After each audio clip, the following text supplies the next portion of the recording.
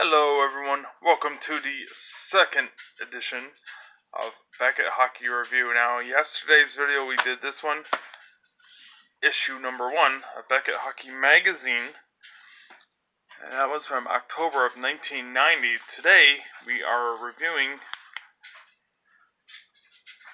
Beckett Hockey Magazine issue number 2 from November-December 1990. So, when it first started up, this was every 2 months. Unlike now where it's monthly, and it's been that way for pretty much the beginning, except for these first few issues. So on this cover is Brett Hall from the St. Louis Blues at the time.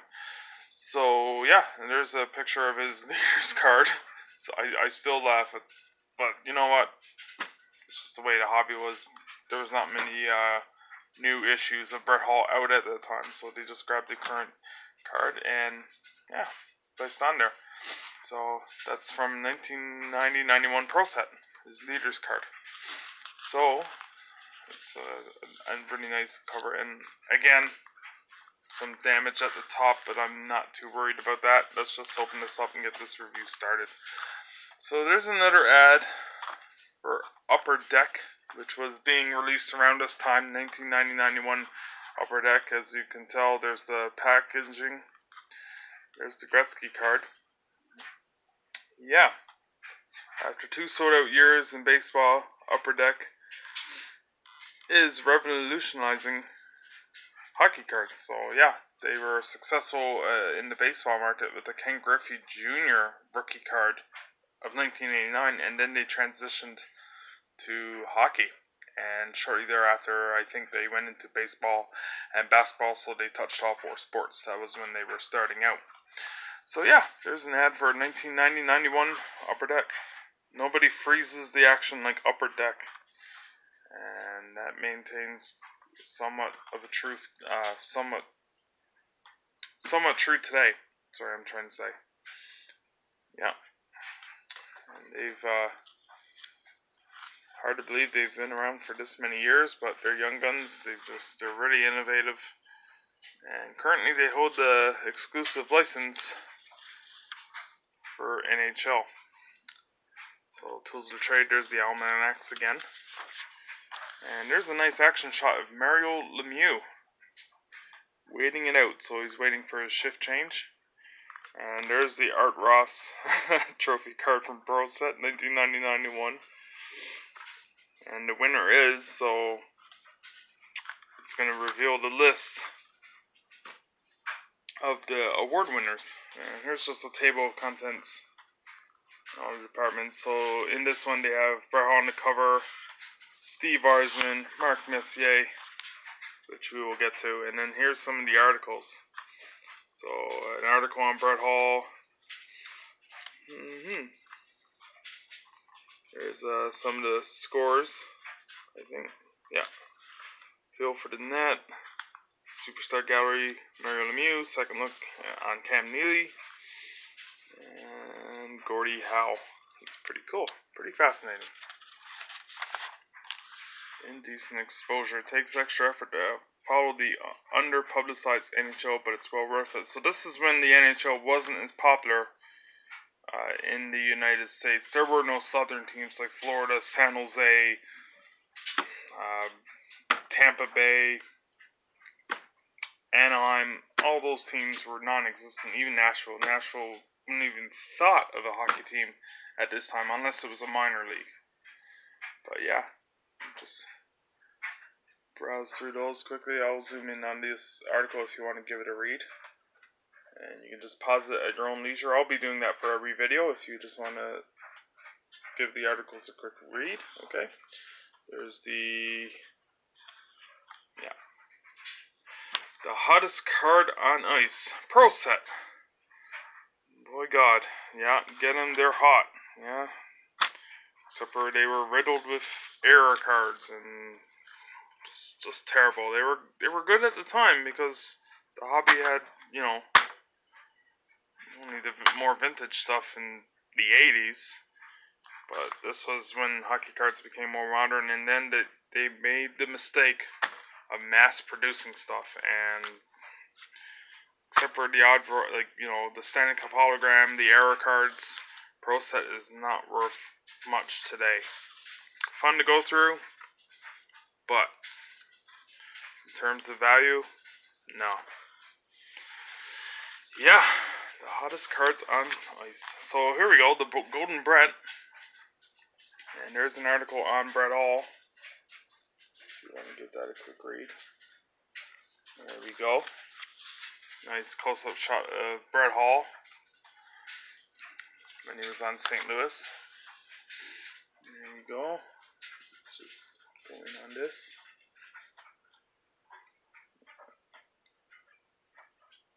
We're already at 5 minutes. So there's his 89-90 OPG. There's a nice action shot of Brett Hall. Pretty cool. There we go. That's great. Unstoppable. So this is discussing about Steve Yzerman and how he evolved into an offensive threat in Detroit. So Detroit struggled in the 80s and early 90s. And then they had Steve Yzerman, Sergei Fedorov, Vladimir Konstantinov, Nicholas Lindstrom. They had Chris Osgood develop. They acquired Shanahan. And they just became a powerhouse in the mid-90s. And then they developed a rivalry with Colorado, which remains my favorite rivalry to this day.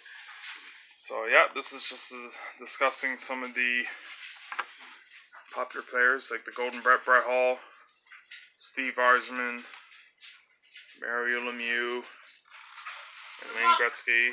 Lamux, as my girlfriend calls him, Lamux. Feel for the net. There's the 89-90 OPG Mario Lemieux. There's Steve Yzerman's rookie and the 1990-91 Pro Set, Wayne Gretzky. Yeah, there's a nice Superstar Gallery shot of Mario Lemieux checking his skate. Nice facsimile autograph. Yeah, there we go. It's pretty cool. Pat LaFontaine. And then some of the... Yeah, so there's Cam Neely, Luc Robitaille, Marc Messier. So some of the... they were like big back then, but they weren't focused on like Gretzky, Lemieux, Hall, the big names. And here's the weather report, as you've seen in the previous episode. Temperamental temperatures. Terrible headlines, but whatever. And yeah, so there's Brett Hall and Adam Oates. Or sorry, not Steve Yzerman, not Oates. What am I saying? Yeah. Just keep an eye on those players they said at the time. And there's the hot list. Yzerman, Hall, Lemieux, Yzerman, yeah, Gretzky, and Yzerman. There you go. So you can just read through that. And in the brackets were their rankings in the previous issue. So some of them were not rated or not ranked, and some of them dropped off. Some of them increased, decreased. So some interesting names there as always. Mike Modano, that's understandable. Craig Janney, he was climbing at that point, but that's when he was on Boston and he was a young, promising player. Stefan Richer, Stevens, Trottier, Joe Sakic making his first appearance on the hot list. And here's the cold list, which again I'm not a fan of, but yeah, Mario Lemieux, Grant Fuhr, Curry, yeah, Quebec Nordiques, which I don't understand because they were still developing at the time. They had some good young prospects. I don't know why the Nordiques were on the cold list there, but the cold list didn't mean that they were playing cold on the ice, like they were just not selling well in the hobby at that time. And that's how they determined these ranks, was the surveys that got sent in. So they didn't have eBay at the time. They didn't have the internet. So they had to rely on sales information from store owners and people at the shows, and people sent in surveys and pricing information. That's how they gathered their information back then. So yeah, here's the price guide. And as you notice, up arrows like crazy, down arrows on some even. But yeah, this is when it was starting out. So you'll see a lot of arrows all throughout this. You can browse, take a look at some of the key cards. Pretty fascinating. I'll just zoom through this quickly. As always, they back then they pictured the cards. There's the nice Gordie Howe from 63-64 Parkhurst. Just fascinating. Pretty cool. There's a Bobby Hall. Yeah, Bobby Hall. There's Bobby Orr's rookie, which at the time went for $1,500. That's pretty cool. Now it goes for $3,000 easily. And they don't have the USA test issue, which you'll see in the modern Beckett, which books at $8,000, but the test issue was not well known at this time, or they were still doing research on it. Yeah, arrows like crazy. But you have to understand that they were still developing their pricing, getting a feel for the market, so the first 10 issues of Beckett, even the first few years of Beckett, there was continuous movement on all the cards, and they were changing month to month, even on a day-to-day basis. This would be my understanding. I could be wrong on that, but that's my best interpretation of it. Yeah, so some old pictures. There's a Brian Trottier, Danny Potvin, Bobby Orr on Chicago. That's a cool card. Yeah, there's a Chico Resch, Guido Fleur. I just love looking at these old pictures. There's Bobby Hall. Look at that hair. There's a Mark Messier rookie. Paul Coffey, Wayne Gretzky. Let me just go through this. Yeah, a lot of movement on the cards. Let's just see what a Gretzky rookie was worth. Gretzky rookie was worth $600. Now it's at $900. And yeah. Cool. There's a Steve Arsman rookie. I don't know why they got Mike Krashinsky pictured, but he was a pretty prominent player on Edmonton, so that's why. Mario Lemieux rookie, which at the time, see if I can get this for you. Oh, sorry, Mario Lemieux's down here. Mario Lemieux at the time went for $100. Yeah, that went up. There's a Patrick Waugh rookie. Patrick Waugh at the time booked for $20. Wow. $20 for a Waugh rookie. And that went sky high. There's Brett Hall. Patrick Waugh, just some of the key cards. You know, I don't want to be too long with this video, but I just want to give you a good idea. There's a Brett Hall for $30. Yeah, there we go. And this is when the 90-91 O-Pee-Chee and Pro Set were listed. So let's just get an idea of what was in here. Rob Brown. I don't know why Rob Brown is pictured, but there's Pro Set. Pro Set. Error cards galore. Holy wow. And some of the prices, they're different now, but like a Sergei Makarov for $1. Joe Nundyk error card for $1, you know. Just fascinating to look through the old stuff. Yeah. There's 90-91 score.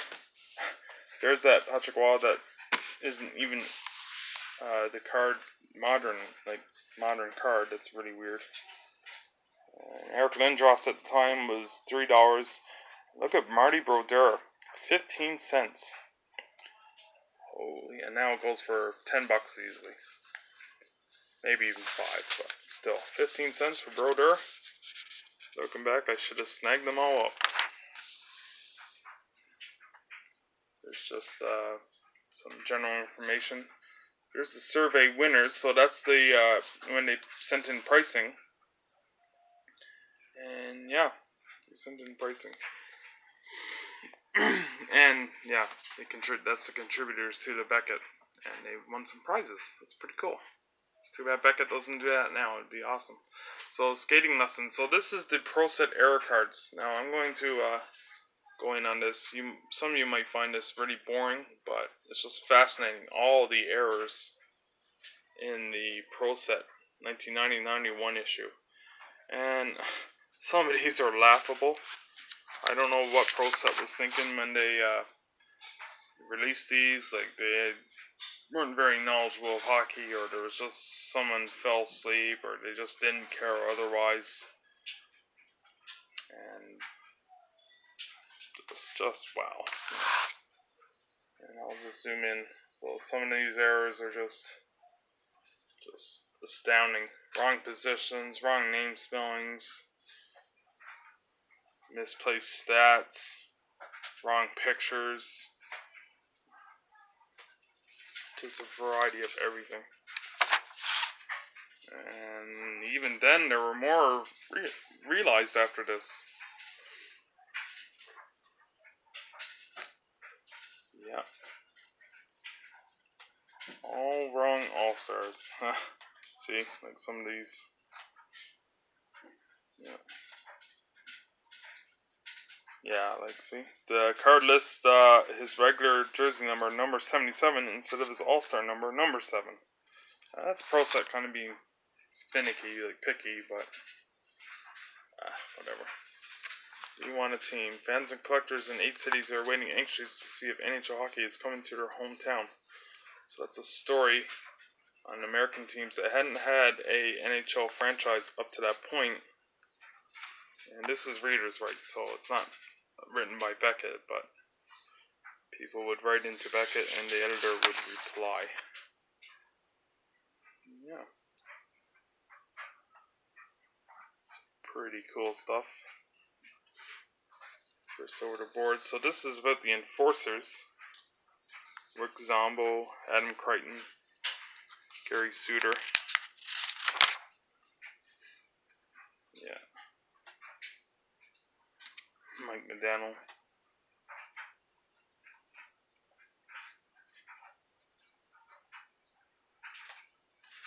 Yeah, they're right about that. Some of the pictures in the Pro Set were terrible. And because the camera was tilted when they took a picture of Mike McDaniel on that card, and it looks like he's just going downwards, and it looks really weird. There's Owen Nolan, Peter Nedved, Phil Esposito. This is an article on Pro Set Card Critic. Pretty fascinating read. Yeah, let me just get that for you guys quickly. So if you want to pause the video, you can give it a read. Yeah, Card Critic of 1990-91 Pro Set. He must have had a blast writing that. Sorry I did that backwards, but I just wanted to make sure everyone can read that if they want to check it out. So, yeah, we're nearing 19 minutes, so I'm going to speed this up a bit. Here's an article on Cam Neely, second to none. So, focusing on Bork and ignoring Neely is a mistake for collectors. Few collectors can afford. I kind of agree with that, but Bork still had the Hall of Fame career. And I collect Bork, so I'm kind of biased. But Neely was great back in the day. And Vancouver giving it up for Dennis Pedersen. Oh, what a steal for Boston. Because it developed into a powerful. There's that Tucky article. Developed into a power forward for Boston. And he was like 50 goal scorer. Hockey's hitman. Here's the enforcers. So this is what I was referring to earlier. So let's just talking about the enforcers. My girlfriend's waving at me. Let's go. I gotta wrap this up soon. And yeah, so it's just a little article on some enforcers. There's Bob Probert, Basil McRae, there's some cool, well, Hunter versus Hunter, Tim and Dale. Two tough guys back in the day. The great ones. Marty McSorley used to protect him on Gretzky. And here's an article on the WHA. So this was before Winnipeg and Hartford and Edmonton joined the NHL. This was in the mid-70s. So yeah, you had Bobby Hull, Mark Howe, Gordie Howe, who deflected from the NHL and went to the WHA, World Hockey Association, Frank Mahovlich, Glenn Sather, and Jacob LaRue. So it's a pretty fascinating article. I'll give it a read later, but I just haven't had time. I've been busy. Moving on, just more details on the WHA. How they were competing with the NHL. They were already shut down by the time of this publication, but this is referring back to the 70s. And this just goes into detail on the operations of the league, what led to their shutdown, and the teams folding, and some of them getting picked up by the NHL. The peace treaty.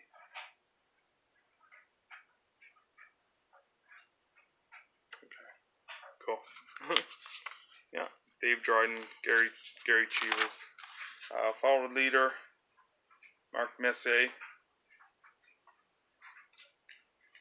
He was a leader at that point, but he was like really coming into prominence, especially when Gretzky went to the Kings and he won the cup in 1990. And there's Henry Richard, 10 Stanley Cups, and here's Gordie Howe. Gordie Howe, little article. Love that card. I wish I had it, but here's an article on Gordie Howe. On his final days. His final season was the 80-81 season, and then he was 52 years old. And that's a nice shot of him in Hartford.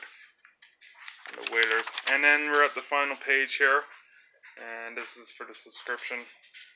Steve Arzman is the artist painting. Really nice. Look at the detail on it. Just fascinating. And there's the artist's signature. And then on the back page is a side shot of Mark Messier and his rookie. So there you have it. Issue number 2 of Beckett Hockey Magazine. I apologize for the length of the video, but I just wanted to go into detail of everything, show you the pictures. And some of these will be lengthy, but you can fast forward to it, or you can just, take your time, listen to it in the background. You don't necessarily have to watch the video. Okay, thanks everyone for watching. Click like, subscribe, comment on what you would like to see in future episodes. And thank you all. Have a great day. Take care. Bye.